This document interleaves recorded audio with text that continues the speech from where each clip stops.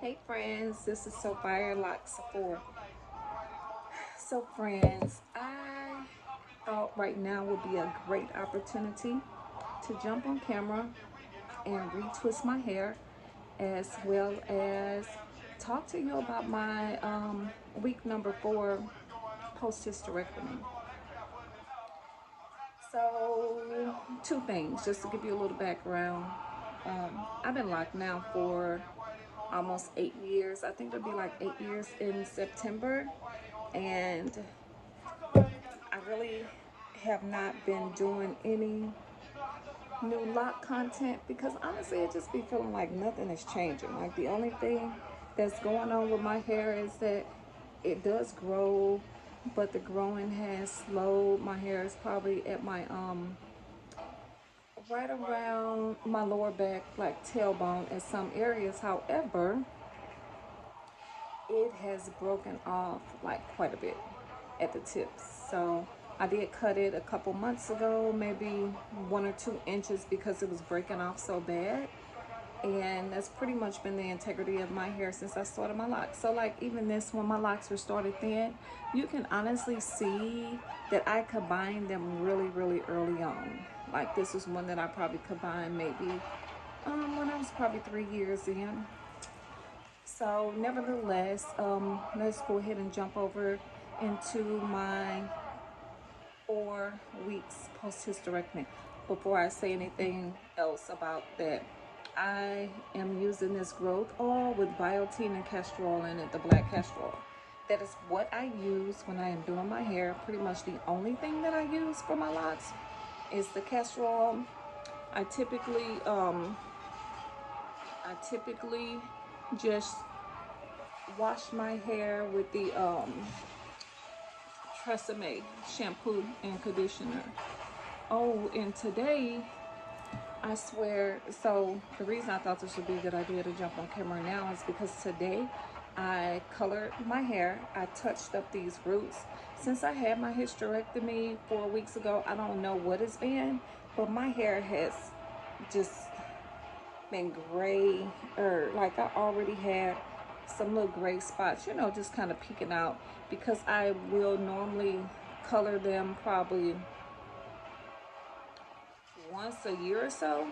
But when I say it was so much, it was not just a few little edges that have grown around the forehead. Oh my gosh, it was like a lot. It was a whole freaking lot. And it was so bad that I couldn't even camouflage it. And I honestly don't mind the gray hair, but it just looked so bad and just so raggedy. I was just like, no, I just don't like it. Either all in or all out.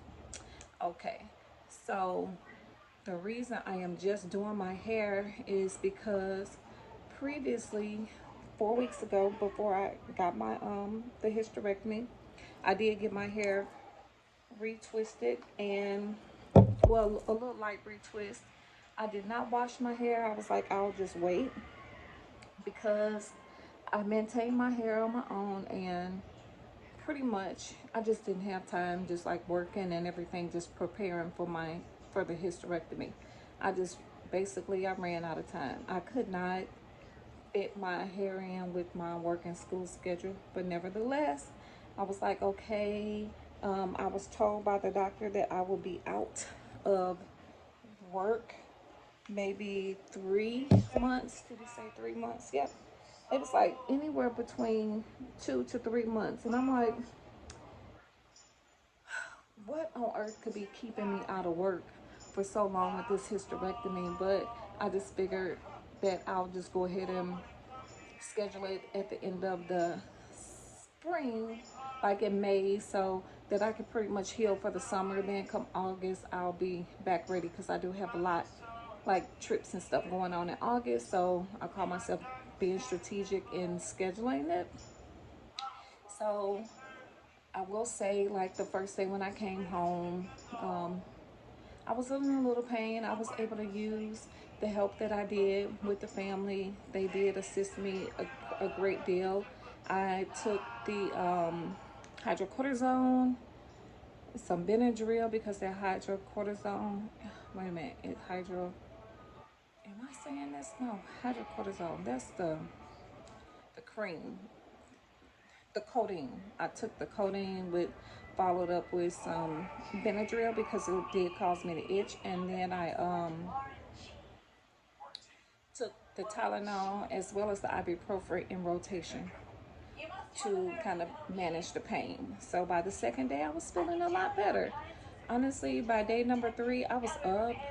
I was cleaning up. Like, I felt so good. It was just so weird. At that point, I started wondering, like, dang, did I even have a surgery? Because when I said I was feeling good, it was just like a little pain.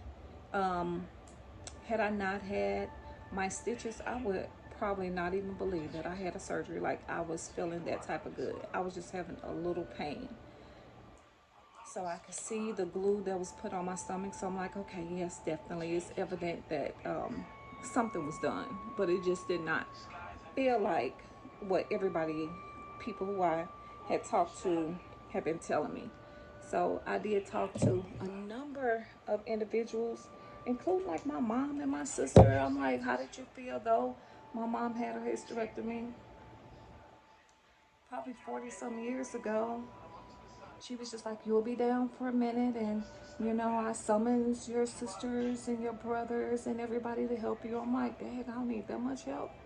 Man, that just kind of made me sad, because I'm like, I mean, it's bad enough that I could barely get my siblings out on a normal day. I know they're going to be fussing and cussing about helping me. So I was like, that really was no option for me. I just didn't want to bother anybody. And I guess God just heard my cry and my prayer, because things around the house were very minimal. Like, I did get out and do my laundry. I did all my laundry, made sure I had new and clean linen on my bed. It was not a lot to do, because typically the area is always clean anyway. So I got a little case of OCD. Things were the way that they were supposed to be. So it was all good. And probably like the first week or so, I know I was tripping, but I took out trash. Then I thought about it later on, because I did have like a, not like a stabbing pain. It was just like a, like, you know, just like a weird little pain that I had in my stomach. And I took a little Tylenol. So I know I shouldn't have lifted that bag and taken out the trash. But I truly just, I had that process of pain. And I was just like, I just felt good, you know. I can say with the pain that I've had that I really just kind of forgot that I had just recently had a surgery. Also, leading up from like that first week up until now, we're 4 weeks in. As of yesterday,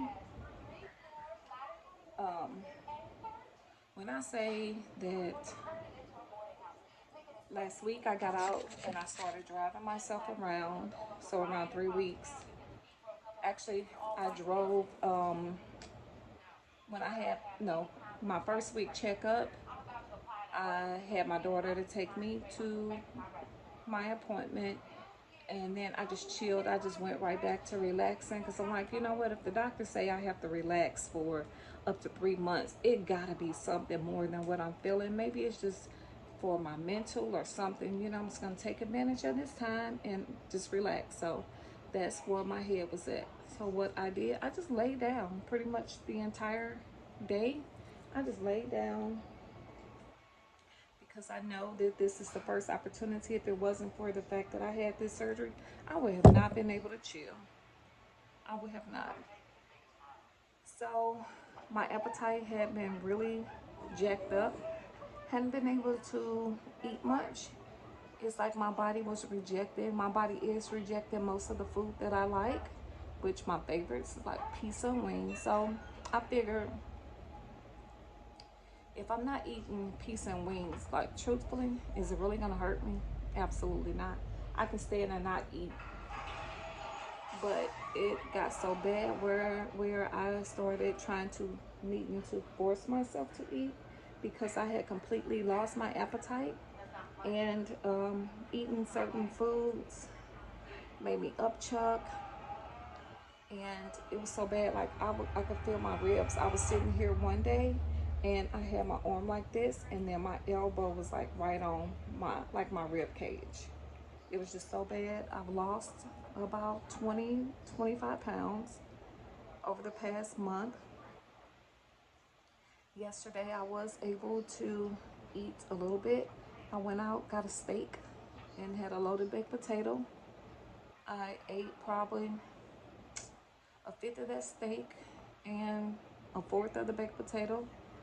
But what I've noticed is that I have been able to eat salad. So seriously, this is probably like a good thing because my body is not rejecting vegetables and roughage. Is not. And it's almost like my body is saying, hey, you need to eat more of this because, man, when I tell you, it's been a month since I have had this surgery, and I do not have a bowel movement. I've probably only had one maybe 5 times, so it'll be days. So last Monday, this past Monday, I started physical therapy for my pelvic area, the pelvic cavity rather, and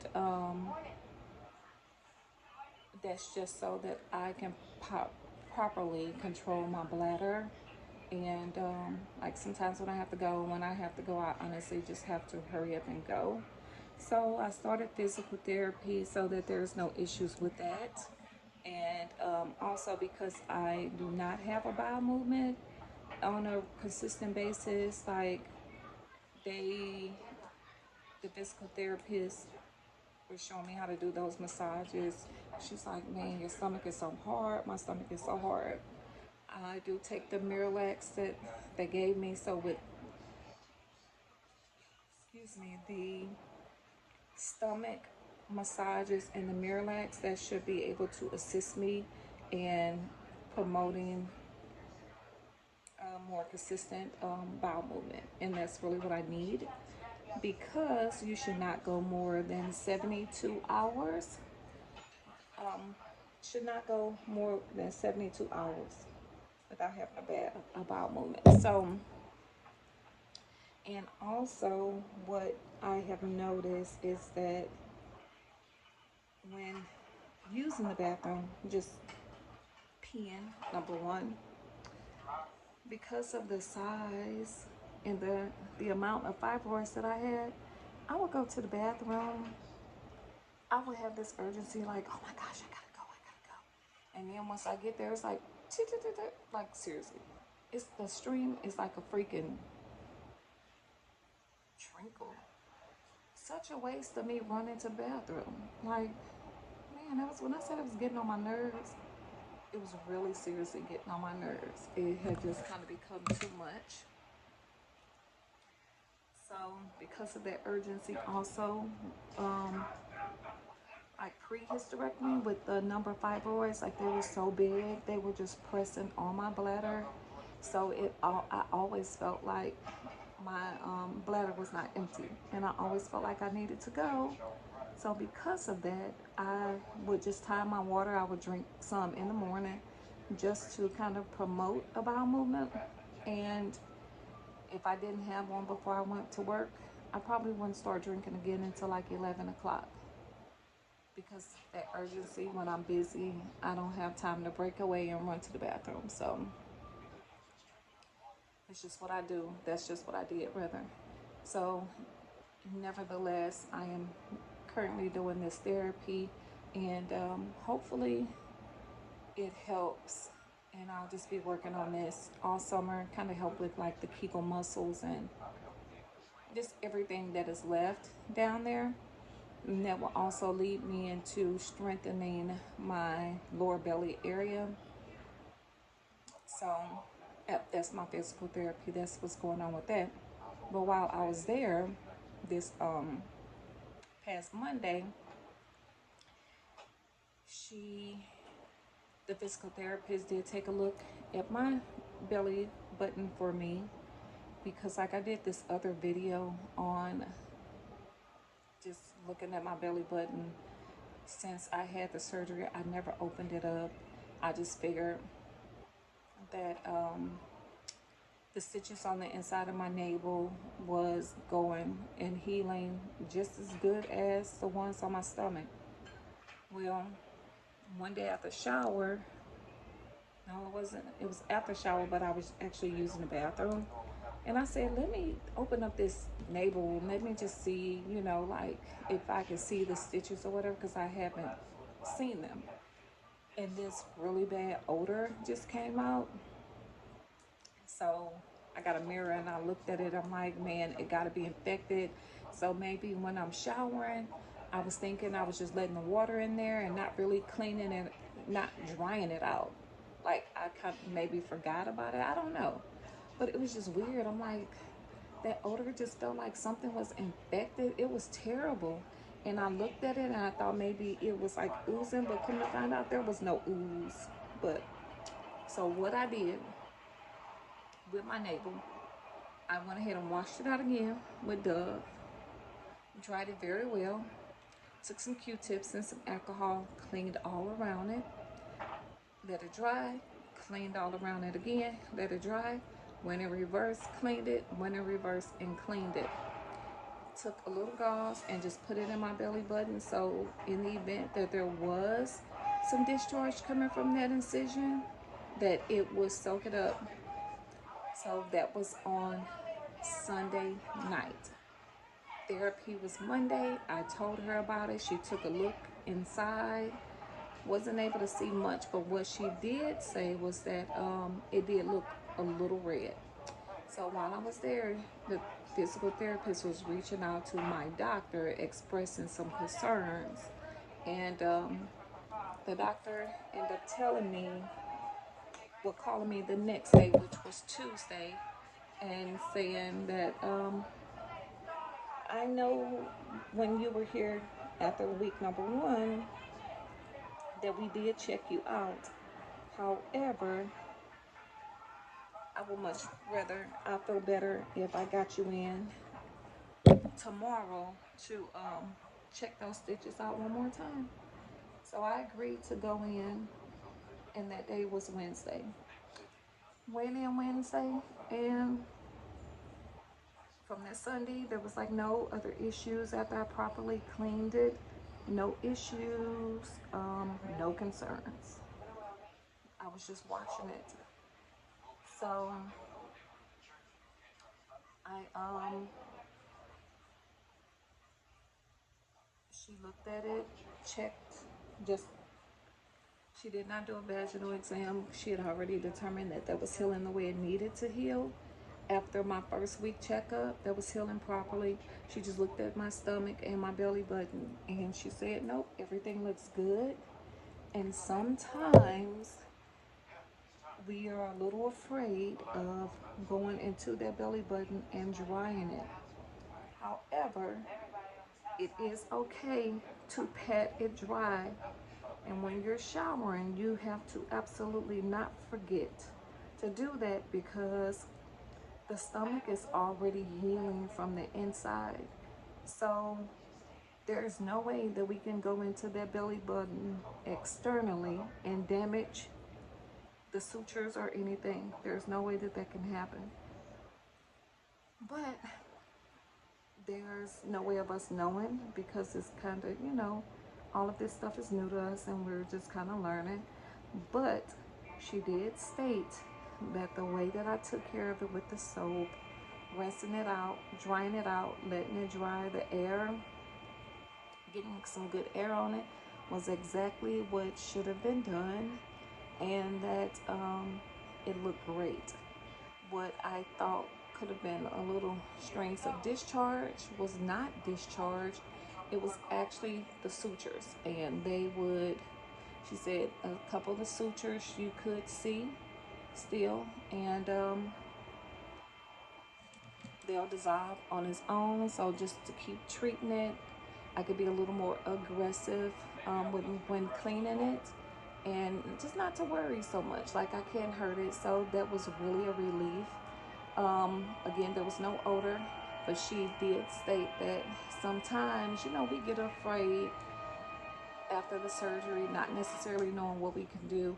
And when those sutures, when while it's healing, if there's a little water in there and that belly button is so closed up that sometimes, you know, it can let off a little stench. And honey, she didn't have to tell me, because I was like, God damn. When I say that was like, whew, it was terrible. Like, I had never smelled anything like that in my whole entire life. So, man, you talking about somebody nervous. Like, seriously, I was nervous. So all I was thinking was that, dang, I jacked something up. Like, I was just feeling like, what on earth did I do? Because I've been trying to be so careful with my body since this surgery. Like, it just scared me. And yeah, so that was Wednesday. And since then, I've just kind of been chilling. There has been no pain. There was, like, with the pain level from that belly button, and I can tell that it is healing on the inside. I would say my pain was maybe not even a 1. It was just something that I noticed, you know. So because of that, I did take, like, the Tylenol I'm supposed to take 2. I didn't take 2. They're like 500 milligrams. I took 1, and that was just like 1 a day. That's all. And that seemed to have worked for me pretty good. No issues, no complaints. So I am back showering the way that I should be, the way I'm comfortable showering. Still nothing being inserted into the vagina. Doctor's order, nothing is to be inserted into the vagina for 3 months. And like I mentioned on another video, I'm okay with it. So, you know, whatever it takes to get my body back 100%, I am going to do that, because you all know the pain, the level of discomfort that having fibroids and endometriosis, migraines, backaches, extended periods, feeling fatigued, just tired, exhausted all the time because of the constant bleeding, being severely anemic. When I say that, that's a lot. Iron being low. With my iron even being low, it's just so amazing just how many of these things relate to what's going on with your woman parts, because my eyebrows thin because my iron was so low, just bleeding and stuff all the time. It was just wild. I, for real, had never experienced nothing like that. And for all of these years that I put it off, I truly wish that I had been educated a lot sooner, versus just feeling like, I wish I knew then what I know now, you know, because I would have gotten this surgery a long time ago. But it was like everything in me, like, I don't take birth control. I never did. And it's a personal preference, you know. I just feel like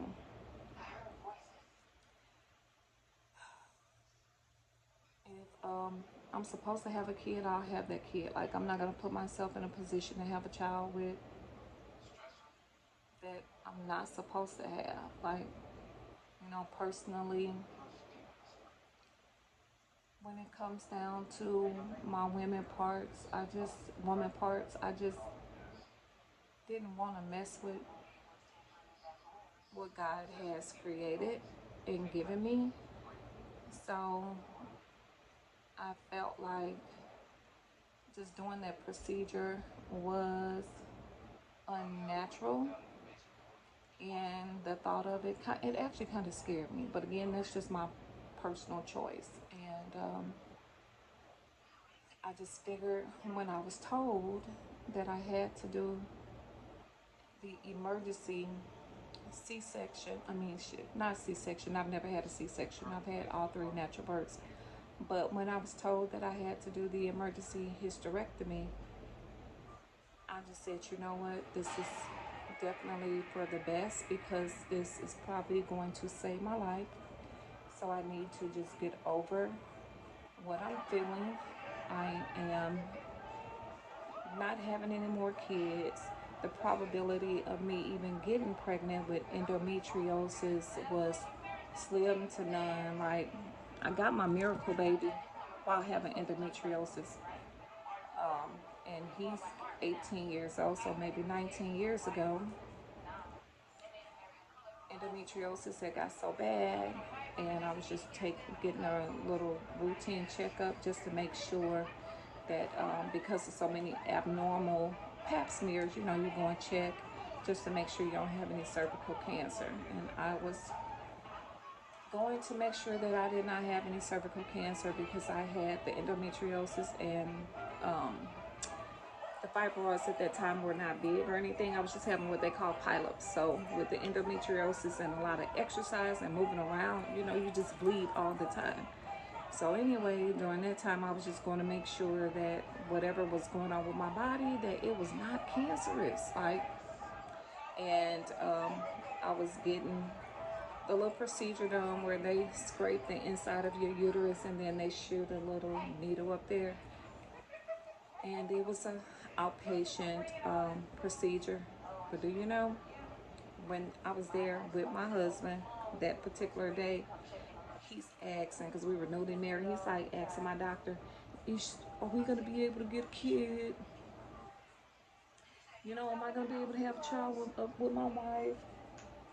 And my good doctor, which I had the best doctor, literally, and in St. Louis, man, when I say she is the bomb, she's the bomb. But what she said was, anything's possible, but the probability of her getting pregnant is slim to none. Because the endometriosis is so thick that it will be almost impossible for for the sperm to make contact basically with the eggs. And again, she was like, anything is possible though. And basically, that was the advice that she gave. Do you know that I got pregnant that night? Yeah, I got pregnant that night. So the fact that they were up there scraping around, all that scraping, and also that little hole that was created by that needle was just enough for a passage for me to get pregnant. And when I say it was not planned, it definitely was not planned. I always wanted a son, but I have to be honest, I didn't want a baby by my husband, my ex-husband. I did not want kids for him. I did not. Like, I had already had daughters, they're 6 and 7. Like, I didn't want to start over. And now I'm in my 30s. I'm like, please. I don't want to be no grandmama trying to have no kids, but no old grandma. People be talking about, is that your grandbaby? But no, that's my child. I didn't want to go through that. But nevertheless, I ended up getting pregnant. This was in April. I found out I was pregnant on Mother's Day. So just a couple weeks later, went to the doctor. And I can tell you, my ex-husband was not pleased about that. Because, honey, he told me that I don't know what's going on because your doctor said the probability of you getting pregnant is slim to none. So it gotta be a mistake. Ain't no way in the world you pregnant. And baby, I love my little son. He is the best thing ever. But I tell you, God did all of that just so I can have that son. Because I still maintain that I do not want a child by that ex of a character. However, that's a whole nother story for a whole nother time. But anyways, So I said that all to say that, so now my son is 18 years old, right? Which means that somewhere between 10 to 18 years, I have been developing these fibroids. And the only reason that I say 10 to 18 is because 10 years ago, 11 years ago, I was pregnant again, and maybe about 6 weeks I miscarried. And I truly believe that that miscarriage was contributed to the fibroids. And when I did the ultrasound, like, I do not remember, they did the sonogram, did the ultrasound. I don't remember my doctor saying anything at all about fibroids, but I don't know what else would have caused me to miscarry. Other than that, I even felt like if the pregnancy was not going to be successful early on. And also, I was miscarrying. I kind of knew that I was miscarrying because I was at a job interview. And do you know that I sat there during this interview, meeting all these people, shaking all these hands, and I kept saying, gosh, I am going through this, going through a miscarriage, but I was so determined to get that job that I just made myself ignore it. But it wouldn't have mattered, because even if I had went to the hospital, once you start miscarrying, it's really not a whole lot that can be done, especially when you're so early into the I was too early, so early into the pregnancy. I was just a few weeks, so yep, it is what it is on that. But so with the size of these fibroids up to now, between, let's just say, the last 10 years, I don't know, maybe let's even say 12, and maybe not as long as the 18, I can say that the size of them, I was not able to be told like how long they have been growing, because I had 5 and they were pretty large, like 15 millimeters, like the size of grapefruits and oranges, and like a kiwi. If you want to think about the size of your fibroids, like, it was broken down to me, it's easy to think about them like in terms of fruit. So, yep, that's what was going on, and up to that point. So that's what I was dealing with the hysterectomy. So, like I did mention on one of my previous videos, I was having all this problem, like all these bleeding and everything. And I was at work one day, when I say I was so weak, I was so tired, like, I just didn't understand why I'm always in so much freaking pain. Those periods were the worst. And you would think after a certain age that they would get better. Nope. After a certain age, they just got worse. And I truthfully felt like my body hated me. Like, whatever it was that I was doing, my body just was pissed off with me. So I left work, went to the emergency room, because mind you, now I'm popping pills. I'm laying on the heating pad. I'm taking my heating pad to work. I am in so much freaking pain. I am taking Midol, Motrin, Tylenol, ibuprofen, a heating pad, sleeping on it, long showers.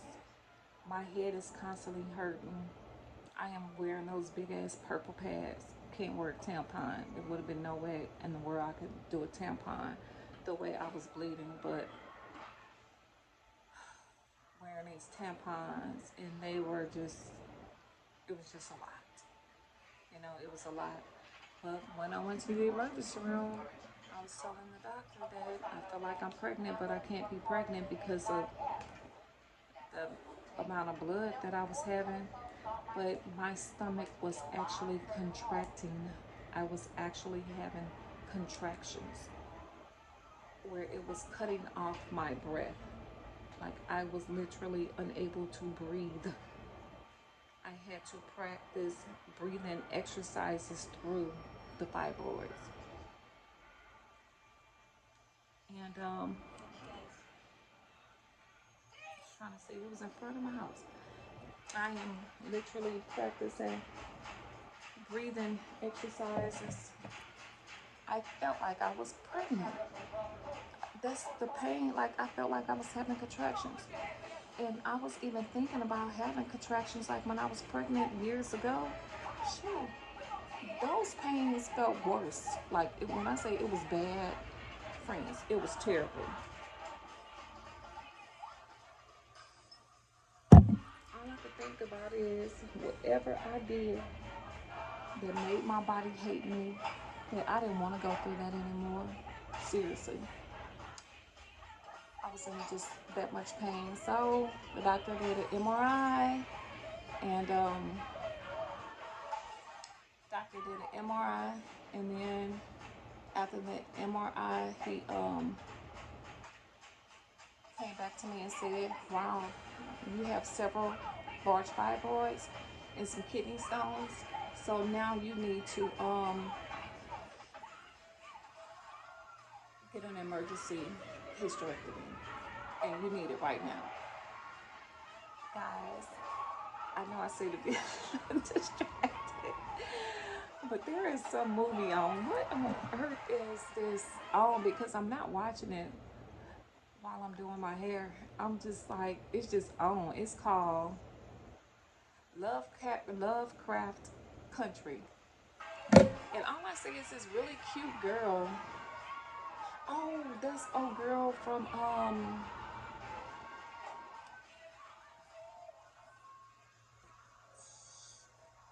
man, what is she playing? I can't even think. But that, yeah, when I say this lady is on here going ham, she is for real going ham. That was wild. I should have turned it around, turned the camera around so that you can see this woman. She, when I say she getting busy, she is for real getting busy. She is not playing no games. The way she just broke all these windows and stuff out these people car, whoever car it was, because I'm not really watching it. Y'all just go check the movie out. Shout out to Lovecraft Country. That's how I felt. Like my doctor um, got busy with my fibroids and my hysterectomy. She seriously did her thing that I can tell at 4 weeks post surgery. She did her thing. Like I'm not in pain. I just feel so good. And literally the only pain that I've been having is that if I'm not wearing comfortable shoes and I'm out, so I will start making myself walk the last 2 weeks. Like I might go to a store and I'll purposely park a little bit away so I can get a little exercise. They did tell me to get 10 minutes of exercise a day. 10 minutes of exercise a day. So I feel good about that accomplishment. And again, if I had known that this surgery was going to make me feel as good as it has, I would have done this surgery a long, long time ago. I would have. It was really, and again, the reason that I didn't, it was my own personal reasons, but like more mental kind of religious type of thing more than anything. But just knowing that I was jeopardizing my health by not doing it. Had I been more educated, I would have done it a long time ago. So, friends, seriously, thank you so much for sitting here with me while I retwist my hair. I almost have one side done. This is just because I'm trying to do the twist, and this is my first time ever doing my hair like this. It has taken so long because normally I can knock this stuff out within less than an hour. And truthfully, it's driving me nuts because it's almost dry and I just want it done because it's tiring.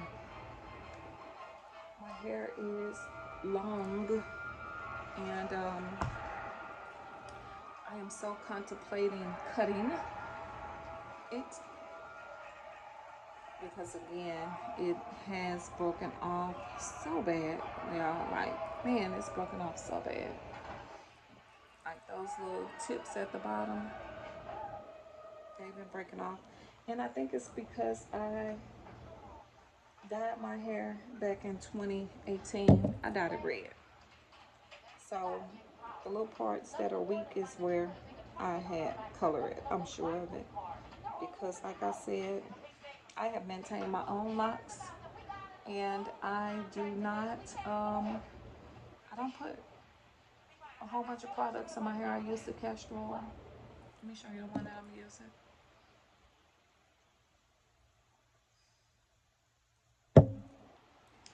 And this one is by OK. Oh, I love it. This black Jamaican castor oil. Hair growth infused with biotin. I get my hair products from Marshall's, France. Shout out to Marshall's, because when I say their hair products are the bomb and they're very inexpensive. I do not go into the beauty supply for nothing. For nothing. I feel like once your products make it into the beauty supply, that they're diluted. I just don't trust them. I just don't. And at least like at Marshall's and Ross and Burlington, you go into the hair section, you can kind of find things that are, the variety to me is way better. And I feel like they sell much healthier products, and the prices are not super inflated. Like this right here was $5.99.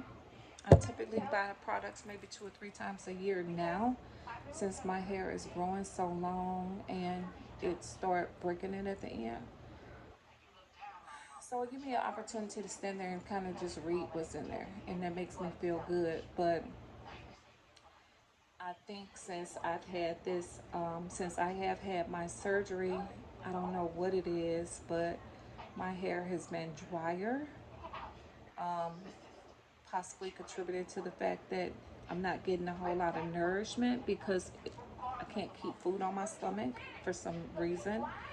And like I mentioned at the start of this video, this hair has been turning so freaking gray at the ends, and I don't really know why that is happening, but I can tell you that I'm not necessarily a fan of it. And yeah, so today I decided to color it, and it is long overdue, and I'm going to commit to retouching my hair on a more consistent basis, because I don't know when it's going to be all gray. Not that I'm looking forward to it, but if it is going to turn gray, it's just like, turn gray already. I don't really like that gray patches and stuff like around here. I don't like that. I don't like it. So, yeah. You can tell. I mean, surely you see like the different lengths or whatever. And once I am good and healed and I finish going through this whole period, because even my doctor wouldn't give me like hormone therapy. She said wait until the end of my 3 months before she started hormone therapy. I'm okay with that, because like the first week or so when I came home, like the first week and 2 weeks, I was having all these hot flashes. She was like, your body is just gonna go through some changes. And believe it or not, your hormones do affect the way your hair grow. It affects so many things. So after my 3 months, I am just going to go and let a loctician look at my hair and probably cut off a few inches, because I feel like by then, whatever is going to happen with my hair, whatever's going on with my hormones, like when I start the treatment, I can do all of this simultaneously, and it should just be a good time to do whatever it is that I'm going to do, you know? So, other than that, let me see if I'm missing anything for week 4. No, not really. I got out driving. Appetite sucks. Told you all about the belly button issue or concern. Not necessarily an issue, but the belly button concern. Talk to you about that. Um, Sleeping. I'm sleeping okay. No hot flashes. I feel good. It's like, truthfully, I wish I had known my expectation or how my body would react to this surgery before I did it, because taking off of work for 3 months, not having that source of income, because I thought that I would not be able to move and that I would just be down, is a bit stressful, because life still go on, you know. And I could have been working or just working on my business to make sure that I was better prepared, equipped for it financially. And even though I thought I did, but even though I thought I wasn't. And more than that, it's like I was just so focused on recovering so that I would never have to experience what I was experiencing. Finances. Geez, my money was like the last thing on my mind. This is another one that was coming out early. But anyway, friends, we have been on here for a while. Thank you so much for sitting here with me while I retwist my hair and just talk to you about my hysterectomy. I'm not going to keep you much longer because it's already been too long. But if you have any questions or concerns, anything, or something that you would like for me to expand on, please comment below, and we will definitely talk very, very soon. One thing I want to know from you, I know I'm not the only person with locks, but I am kind of curious if you feel like your hormones contributed to your hair thinning, if your hair thinned, and how are you maintaining your locks while you recover? Has it been difficult for you to even do your hair? Go get your hair done. Did your doctor give you any information on that? Because I'm going to tell you what my doctor did tell me while I'm thinking about this real quick. She told me not to wash my hair because she did not understand locks. Now, if you're African American, maybe researching certain things might not be a bad idea. Researching like proper care of things, but she did tell me not to use my shampoo and wash my hair within the week leading up to the surgery. Don't really know what that was all about. I think it's primarily because she did not understand locks, and told me definitely not within 24 hours. So the whole time I'm thinking like, I'm thinking I won't be able to bend over and, lay back or whatever to get my hair washed and to cleanse my hair. Like, this is going to be a disaster, but it wasn't. None of that was even the case. But she told me that she really couldn't advise me on the proper care of my hair, and legitimately so, because I do have a Caucasian doctor. She is extremely knowledgeable. Like, she know her thing. She honestly do. I think she did me good. But African American hair is not her area of expertise. So she didn't even touch it. And I get it. So Anyway, so with that, like I said, if you have any questions or concerns, please feel free. Leave me a comment down below. If you have not yet subscribed to my channel, what are you waiting for? Go ahead and subscribe. And I hit the notification bell also. I do look forward to speaking with you soon. Thank you. Bye for now.